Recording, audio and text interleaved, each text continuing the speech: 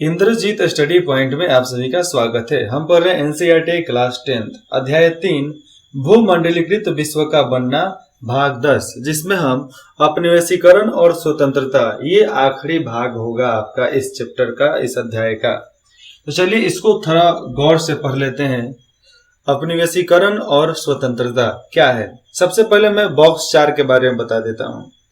एक साथ बहुत सारे देशों में व्यवसाय करने वाली कंपनियों को बहुराष्ट्रीय निगम, जिसको मल्टीनेशनल कॉरपोरेशन एमएनसी या बहुराष्ट्रीय कंपनी कहा जाता है। इंटरनेशनल कंपनी उसको बोला जाता है इंग्लिश में।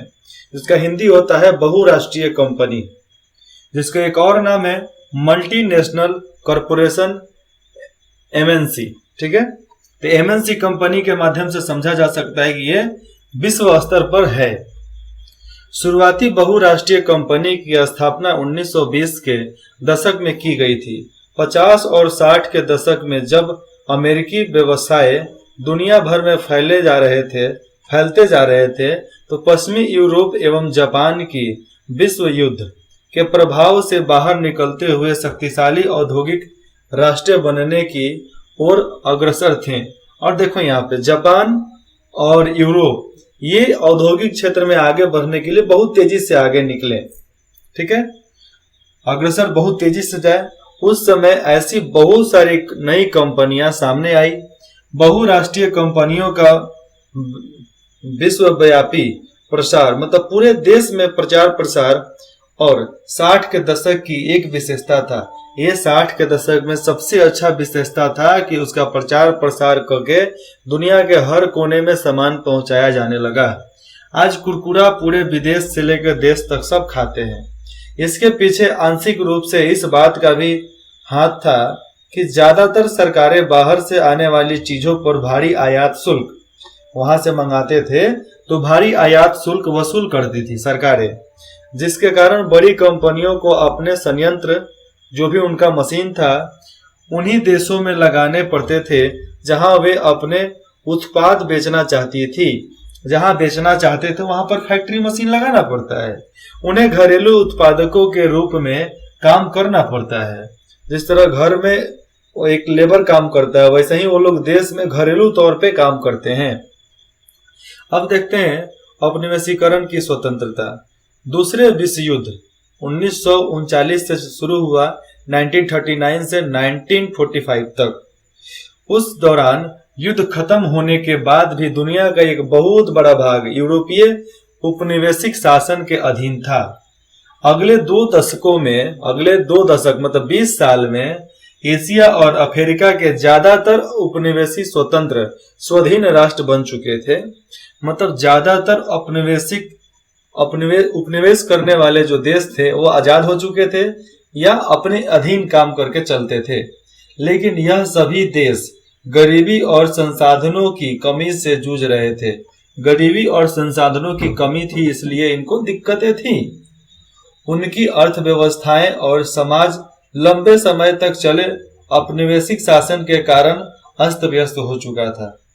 और लंबे समय तक जो औपनिवेशिक शासन चला था, जिसके वजह से अर्थव्यवस्थाएं यहाँ अपने समाज की नष्ट हो चुकी थी। चाहे अपना भारत हो, चाहे देश विदेश में कोई भी कुछ भी, सबका अर्थव्यवस्था हिल गया था, डगमगा गया था। आईएमएफ और विश्व बैंक का गठन तो औद्योगिक देशों की जरूरत को पूरा करने के लिए किया जाता था। आईएमएफ मतलब क्या? आईएमएफ मतलब एक विश्व बैंक। उसका गठन क्यों किया जाता था? देश विदेश में उद्योग को, मतलब व्यापार और मशीनरी फैक्ट्री को बढ़ाने के लिए। ये संस्था भूतपूर्व उपनिवेशों में गरीबी की समस्या और विकास की कमी से निपटने में दक्ष नहीं थे। ये गरीबी और भुखमरी से निपटने के लिए यह संस्था अभी सक्षम नहीं हुआ था। मतलब पूरा तरीके से सहमत नहीं था अपने ऊपर इतना इनको विश्वास भी नहीं था, और इतना प्रसिद्ध, और इनके पास उतना पूंजी भी नहीं था कि पूरे गरीबों की समस्या और विकास की कमी हटा सके, क्योंकि उनमें ये सक्षम ही नहीं थे। लेकिन जिस प्रकार यूरोप और जापान ने अपनी अर्थव्यवस्था का पुनर्गठन किया था, उसके कारण ये देश आईएमएफ और विश्व बैंक पर बहुत निर्भर भी नहीं थे। जिस तरह जापान और यूरोप अपने अर्थव्यवस्था को फिर से जगाए थे, फिर से उखाड़ कर फिर से एक नया अर्थव्यवस्था कायम किए थे, ये विश्व बैंक पर ज्यादा सहमत भी नहीं थे। इनका अलग था सब चीज। इसी कारण 50 के दशक के आखिरी सालों में, 1950 के दशक में आखिरी सालों में, मतलब 55 से लेकर 60 के बीच में, ब्रिटेन वुड्स संस्थान विकासशील देशों पर भी पहले से ज्यादा ध्यान देने लगा। इसी के कारण जो विकासशील देश थे उस पर ब्रिटेन वुड्स वाले बैंक वाले उस पर ज्यादा ध्यान देने लगे थे। नया शब्द आयात के बारे में मैंने बता दिया कि जो दूसरे देश से आता है, दूसरे देश से, उसको आयात बोलते हैं, और आयात पर कर लगाकर देश पैसा कमाता है। ठीक है, जिसमें बंदरगाह, हवाई अड्डा दो माध्यम से और सीमा के तरफ से आता है। भारत में एक बाघा बॉर्डर है जो जापान से माल आता है, अफगानिस्तान से माल आता है, काबुल से माल आता है, और बंदरगाह और हवाई जहाज, बाकी ये 3 जगह से हिंदुस्तान में घुसा जा सकता है, मतलब अंदर आया जा सकता है। दुनिया के अल्प विकसित भाग उपनिवेशों के रूप में पश्चिम के जितने भी साम्राज्य थे तो साम्राज्यों के अधीन रहे थे। दुनिया में जितना भी औपनिवेशिक रूप है, जो अल्पसंख्यक थोड़े जगहों पे थोड़ा लोग जाकर वहां पर काम करते थे, वो बहुत अधीन थे। किसके? पश्चिमी साम्राज्य के अधीन थे। विडंबना यह था कि नव स्वाधीन नया राष्ट्रों के रूप में अपनी जनता को गरीबी और पिछड़ेपन की गर्त से, मतलब इन दोनों की मुसीबत, गरीबी और पिछड़ेपन से बाहर निकालने के लिए उन्हें अंतर्राष्ट्रीय स्थानों की मदद लेनी पड़ी। अब देखो, अगर किसी देश को गरीबी और पिछड़ेपन से बाहर निकालना है तो अंतर्राष्ट्रीय संसाधनों की मदद इनको लेनी पड़ी, पैसा लेना पड़ा, कर्जा लेना पड़ा, जिन पर भूतपूर्व औपनिवेशिक शक्तियों का ही वर्चस्व था। वो सब कर्जा ले लेकर अपने आप को अच्छा बेहतर बनाना चालू कर दिए थे। आज वही सबसे बेहतर बन गए थे। औपनिवेशीकरण के बहुत साल बीत जाने के बाद, जब औपनिवेशीकरण मतलब अंग्रेजी शासन, ब्रिटेन वाला साम्राज्य खत्म हो गया, तो बहुत सारे नौ स्वाधीन राष्ट्रों की अर्थव्यवस्थाओं पर भूतपूर्व औपनिवेशिक शक्तियों का ही नियंत्रण बना हुआ था। जिसमें समझ लेते हैं, नया राष्ट्र जो बना था वो अपने पिछले औपनिवेशिक शासन जो अर्थव्यवस्था को खराब कर दिया था, उसको फिर से नियंत्रण करना ही इनका कर्तव्य था, और यही नियंत्रण बनाते हुए ये लोग आगे चल रहे थे। जो देश ब्रिटेन और फ्रांस के उपनिवेश रह चुके थे, जो देश ब्रिटेन और फ्रांस के अधीन रह चुके थे, या जहां कभी उनका राजनीतिक प्रभुत्व रह चुका, वहां के महत्वपूर्ण संसाधनों जैसे खनिज संपदा और जमीन पर अभी भी ब्रिटिश और फ्रांसीसी कंपनियों का ही नियंत्रण था, और वे इस नियंत्रण को छोड़ने के लिए किसी भी कीमत पर तैयार नहीं थे। और जिस भी देश पर ये लोग कब्जा किए थे, ब्रिटेन और फ्रांस, जो नया राष्ट्र बनकर सामने आए, उनके संसाधन, खनिज और उनके जमीन पर जो कब्जा किया था ये ब्रिटिश वाले और फ्रांसीसी कंपनी, ये वहां से छोड़ने के लिए तैयार भी नहीं थे। किसी भी कीमत पर वो सब छोड़ना नहीं चाहते थे। लेकिन फिर भी बापू आया, बोला कैसे नहीं छोड़ोगे, तुम्हारे बाप की संपत्ति थोड़े है, इस देश का है, ये देश चलाएगा, तुम क्या करोगे, भट भाग यहाँ से। इसी तरह अमेरिका आया, इन सबको खदेड़ कर भगा दिया। सोवियत आया, खदेड़ कर भगा दिया। चलो हटो हटो, बाजू हटो, उसको नया राष्ट्र है, ये अपना अधीन रहेगा, खुलेआम जियो बेटा, ऐसे बोलकर उसको बचा लिया गया। और हम लोग भारतवासी उस समय क्या करते थे?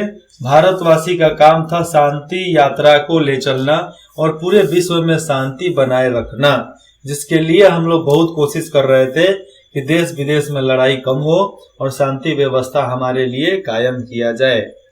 कई बार अमेरिका जैसे अन्य शक्तिशाली देशों की बहुराष्ट्रीय कंपनियां भी विकासशील देशों के प्रगति संस्थानों का बहुत कम कीमत पर दोहन करने लगती थी।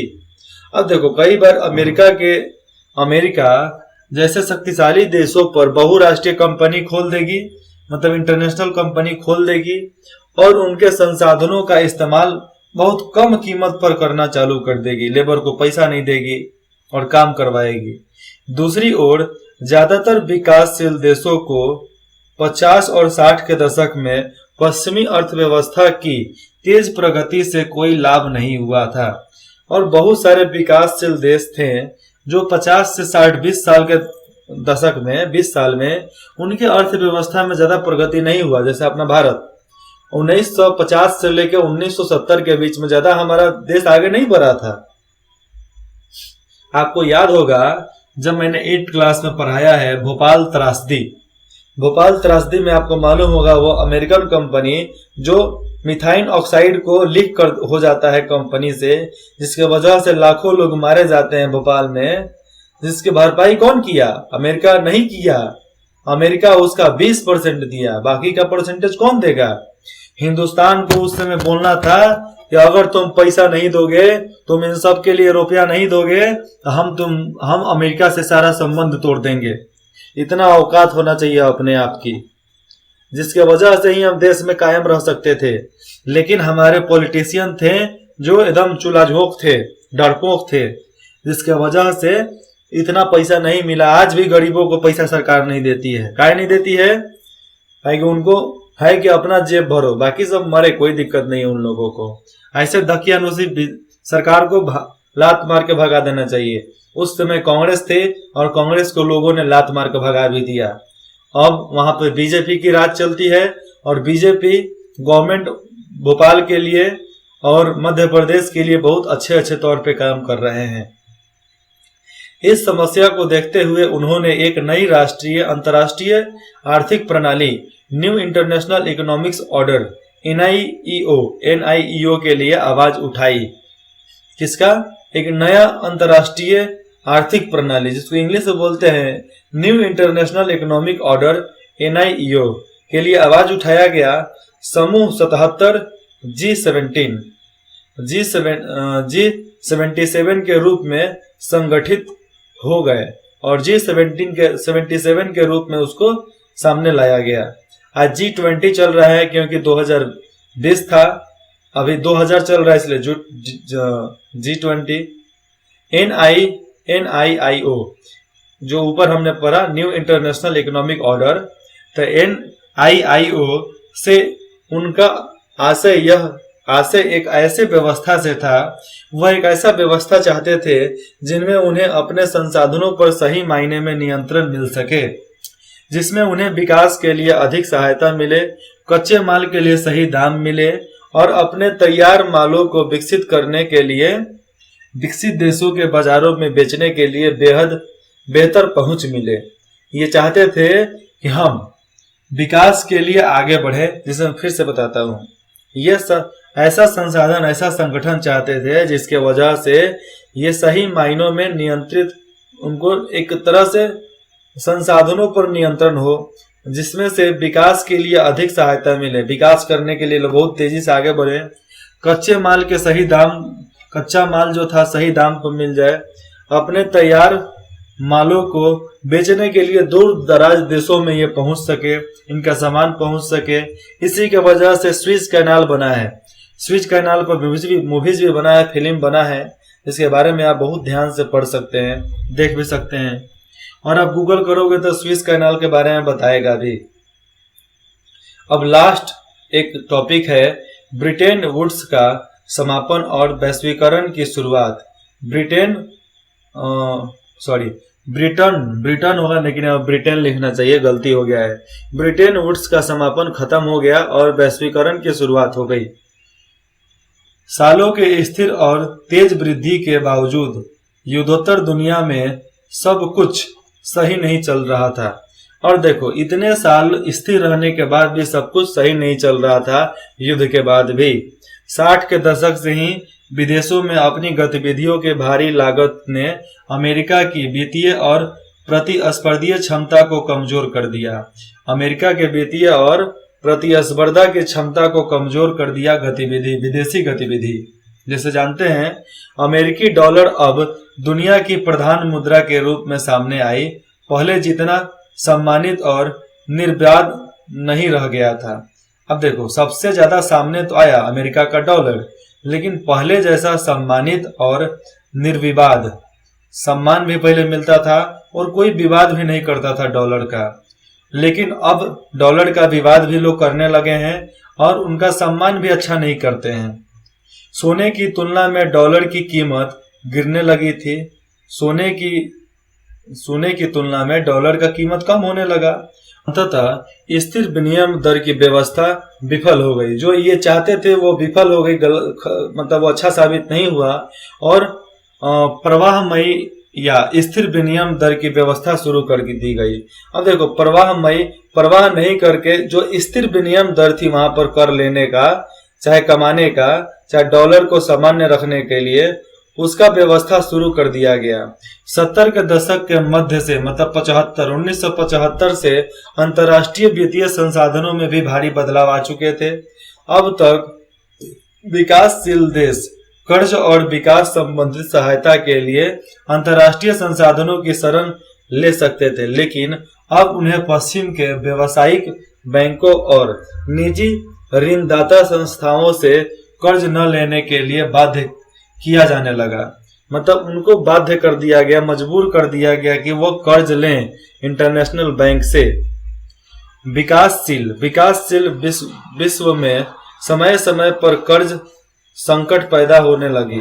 अब देखो, जो विकासशील देश थे वहां पर समय समय पर कर्ज संकट पैदा होने लगा, जिसके कारण आय में गिरावट आती गई।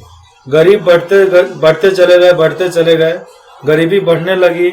अफ्रीका और लैटिन अमेरिका में यह समस्या सबसे ज्यादा दिखाई दी। अफ्रीका और लैटिन अमेरिका दो में समस्या सबसे ज्यादा थी। औद्योगिक विश्व भी बेरोजगारी की समस्या में फंसने लगा था। पूरा विश्व भी बेरोजगारी की समस्या में फंसने लगा। 70 के दशक के मध्य में, मतलब 75 में बेरोजगारी बढ़ने लगी। 90 के दशक के प्रारंभिक वर्षों तक वहां काफी बेरोजगारी रही अफ्रीका और लैटिन अमेरिका में। 70 के दशक के आखिरी सालों से बहुराष्ट्रीय कंपनी भी एशिया के ऐसे देशों में उत्पन्न केंद्रित करने लगी और वेतन कम थे। अब देखो यहाँ पे क्या हुआ, बहुराष्ट्रीय कंपनी भी एशिया के ऐसे देशों में उत्पादन करने लगी, उत्पादन केंद्र लगाने लगी जहां पर वेतन कम देना पड़ता था। जो देश गरीब था वहां पर ये लोग अपना फैक्ट्री लगाते थे और सारा सुख सुविधा देते भी नहीं थे जो उनको अमेरिका में देना पड़ता था। और यहाँ से माल वापस बुलवा लेते थे, ट्रांसपोर्ट करवा लेते थे। चीन 1949 की क्रांति के बाद विश्व अर्थव्यवस्था से अलग थलग था, परंतु चीन में नई आर्थिक नीतियों और सोवियत खेमे के बिखराव तथा पूर्वी यूरोप में सोवियत शैली की व्यवस्था समाप्त हो जाने के पश्चात बहुत सारे देश दोबारा विश्व अर्थव्यवस्था का अंग बन गए। अब देखो फिर से बताता हूँ यहाँ पे, एक तो चाइना 1949 के बाद अलग थलग रहने लगा विश्व से, क्योंकि उसकी नीति ही अलग हो गई थी, ठीक है। और यहाँ पर आर्थिक नीति की बात करें सोवियत खेमे की, तो उसका बिखराव भी हो चुका था। अपने देश में भी टकराव होने लगे थे। यूरोप जो था, सोवियत शैली की व्यवस्था समाप्त हो जाने से उसके पश्चात बहुत सारे देश दोबारा विश्व आर्थिक व्यवस्था का अंग बन गए, जिसके लिए एक विश्व सम्मेलन हुआ था जिसमें सब लोग जाकर हस्ताक्षर किए थे, जिसके वजह से सारे देश को एक जैसे जोड़ दिया गया। और उस सारे देश को जोड़ने के बाद ही एक नाटो संगठन बना था। वीटो संगठन के बारे में जानते हो, नाटो संगठन के बारे में आप क्लास 11-12 में पढ़ोगे। चीन जैसे देशों में वेतन तुलनात्मक रूप से कम थी और चीन में वेतन बहुत कम देना पड़ता था।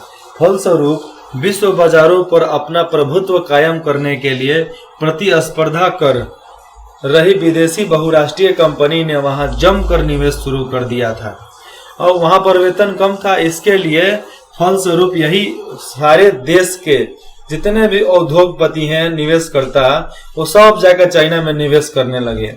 क्या आपने इस बात पर ध्यान दिया है कि हमारे ज्यादातर टेलीविजन, मोबाइल फोन और खिलौने चीन में बनते हैं। ज्यादातर टेलीविजन, टीवी चाइना से आता है, मोबाइल फोन चाइना से आता है, खिलौना तो पूरा चाइना से ही आता है, लेकिन अब भारत में बनने लगा है। यहाँ या वहाँ के जैसे ही लगते हैं और यह चीनी अर्थव्यवस्था की अल्प लागत, छोटा सा लागत अर्थव्यवस्था और खास तौर से वहाँ के कम वेतन का नतीजा था। अब देखो, चीन में अर्थव्यवस्था में थोड़ा सा लागत लगता था और वेतन उतना देना नहीं था, इसलिए वहाँ पर व्यापार जम गया, सारे उद्योग वहाँ पर लग गए और एक नदी के माध्यम से वहाँ पर व्यापार होता है, टाउन में सब सामान आता है, इसके लिए और आसान हो जाता है। उद्योग को कम वेतन वाले देशों में ले जाने से वैश्विक व्यापार और पूंजी प्रवाहों पर भी असर पड़ा। और उद्योग को जब हम कम वेतन वाले देश में ले जाते हैं, जिसके वजह से पूंजी और प्रवाह मतलब आयात निर्यात पर भी बहुत असर पड़ता है। पिछले 2 दशक में भारत, चीन और ब्राजील आदि देशों की अर्थव्यवस्था में आए भारी बदलावों के कारण दुनिया का आर्थिक भूगोल पूरी तरह बदल चुका है। जैसे में बहुत ज्यादा देश यहाँ पर भारत, चीन और ब्राजील में इन्वेस्ट कर रहे हैं, ठीक है, पैसा सब लगा रहे हैं, जिसके वजह से अर्थव्यवस्था हमारी बदल रही है। और हमारे अर्थव्यवस्था को बदलाव को देखकर विश्व के भूगोल पूरी तरह से बदल चुका है। आज ऐसा कोई भी देश नहीं है जिसका जहाजों का सर्विसिंग हिंदुस्तान ना करता हो। सारे देश का सर्विसिंग जहाज का मतलब हिंद महासागर में एक करता है, तो विशाखापट्टनम में केवल अपना हिंदुस्तान ही है जो सबका सर्विसिंग करता है। सर्विसिंग, रिपेयरिंग सब का काम वही करता है। नया शब्द विनिमय दर। इस व्यवस्था के जरिए अंतर्राष्ट्रीय व्यापार की सुविधा के लिए विभिन्न देशों के राष्ट्रीय मुद्राओं को एक दूसरे से जोड़ा जाता है। मोटे तौर पर विनिमय दर 2 प्रकार के होती है, स्थिर विनिमय दर और परिवर्तनीय विनिमय दर। स्थिर मतलब एक समान रहेगा, परिवर्तनशील मतलब ऊपर नीचे घटता रहेगा। जैसे में आप इंटरनेट, आप क्या इसको बोलते हैं, शेयर मार्केट, तो शेयर मार्केट परिवर्तनशील में आ जाएगा और स्थिर में मुद्रा आ जाएगा। अब देखो यहाँ पे स्थिर विनिमय दर। स्थिर विनिमय दर, जब विनिमय दर स्थिर होती है और उसमें आने वाली उतार चढ़ाव को नियंत्रण रखने के लिए सरकारों को हस्तक्षेप करना पड़ता है, तो ऐसी विनिमय दर को स्थिर विनिमय दर कहा जाता है। अब है लचीला या परिवर्तनशील विनिमय दर। इस तरह की विनिमय दर विदेशी मुद्रा व्यापार में विभिन्न मुद्राओं की मांग या आपूर्ति के आधार पर और सिद्धांततः सरकारों के हस्तक्षेप के बिना घटती बढ़ती रही है। सरकार उसमें हस्तक्षेप नहीं करते हैं। जैसे मैं अभी का शेयर मार्केट मैंने बता दिया, तो शेयर मार्केट इसी में आता है, परिवर्तनशील विनिमय दर में। अब आता है अपना क्वेश्चन और उत्तर। तो मैं उत्तर तो आपको ऊपर ही बता दिया हूं, क्वेश्चन बता देते हैं। 1 नंबर, 16वीं सदी से पहले होने वाले आदान प्रदान के 2 उदाहरण दीजिए। एक उदाहरण एशिया से और एक उदाहरण अमेरिका महाद्वीप के बारे में चुने और उसके बारे में बताएं कि 16वीं सदी में आदान प्रदान व्यापार किस तरह होता था। एक सामान ले जाओ और दूसरा सामान को ले आओ। आपको ये 3rd से 4th नंबर पार्ट में मिलेगा, आप खोजो और लिखो। 2 नंबर, बताएं कि पूर्व आधुनिक विश्व में बीमारियों के वैश्विक प्रसार मतलब किस तरह फैला। प्रसार ने अमेरिकी भूभाग के उपनिवेशीकरण में किस प्रकार मदद दी। जो ये बीमारियां थी वे अमेरिकी भूभाग में उपनिवेशीकरण के प्रकार में किस तरह मदद दी, उपनिवेशीकरण को किस तरह आगे बढ़ाया बीमारी। 3 नंबर, निम्नलिखित के प्रभावों की व्याख्या करते हुए संक्षिप्त टिप्पणियां दे। थोड़े थोड़े बात बताना है, जिसमें से कर्ण लॉ मक्का के लॉ को समाप्त करने के बारे में ब्रिटिश सरकार का फैसला। 6 नंबर, अफ्रीका में रीडरपेस्ट का आना। रीडरपेस्ट ये मवेशी मतलब जानवरों का बीमारी, गाय भैंस बकरा उकड़ा में ज्यादा लगता था। 9 नंबर, विश्व युद्ध के कारण यूरोप में कामकाजी उम्र के पुरुषों की मौत कितनी हुई थी? कितनी नहीं, उम्र के पुरुषों की मौत, उसके बारे में आगे का टिप्पणी दे देना है।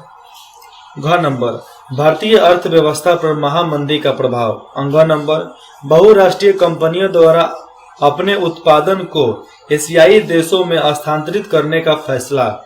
4 नंबर, खाद्य उपलब्धता पर तकनीक के प्रभाव को दर्शाने के लिए इतिहास से दो उदाहरण देना है कि खाद्य उपलब्धता के लिए कौन कौन से तकनीक का इस्तेमाल किया गया। 5 नंबर, ब्रिटेन वुड्स समझौते का क्या अर्थ था? ब्रिटेन वुड्स समझौता किस लिए किया गया था, जो आपको 7 से 8 नंबर पार्ट में मिलेगा। चर्चा करना है कोई जरूरत नहीं है, अपना चर्चा कर लेना, ये केवल बातें करने के लिए है, लेकिन हम तो कहेंगे चर्चा आप इसको पढ़कर जरूर करना। ये मैं नहीं पढ़ूंगा, ये आपको पढ़ना है। ये परियोजना कार्य, ये बता देता हूँ। 19वीं सदी के दौरान दक्षिण अफ्रीका के स्वर्ण और हीरा खदान, ठीक है, अफ्रीका में स्वर्ण हीरा खनन के बारे में और जानकारियां इकट्ठी करें। सोना और हीरा कंपनियों पर किसका नियंत्रण था? खनिज कौन लोग थे, मतलब खनिक लोग कौन थे और उनका जीवन कैसा था? खनिक मतलब खोद कर निकालने वाले, और उनका जीवन कैसा था ये गूगल से मालूम चलेगा। इंद्रजीत स्टडी पॉइंट में आप सभी का बहुत बहुत स्वागत है। आशा करते हैं कि आप अगले अध्याय में भी इसी तरह जुड़े रहेंगे। अगर आपको कुछ भी डाउट हो तो आप बता सकते हैं, कुछ पूछना है तो अभी आप कमेंट करके बता सकते हैं। इंद्रजीत स्टडी पॉइंट की टीम आपके कमेंट का इंतजार करेगी। धन्यवाद। फिर मिलते हैं अगले अध्याय में, अध्याय 4 में।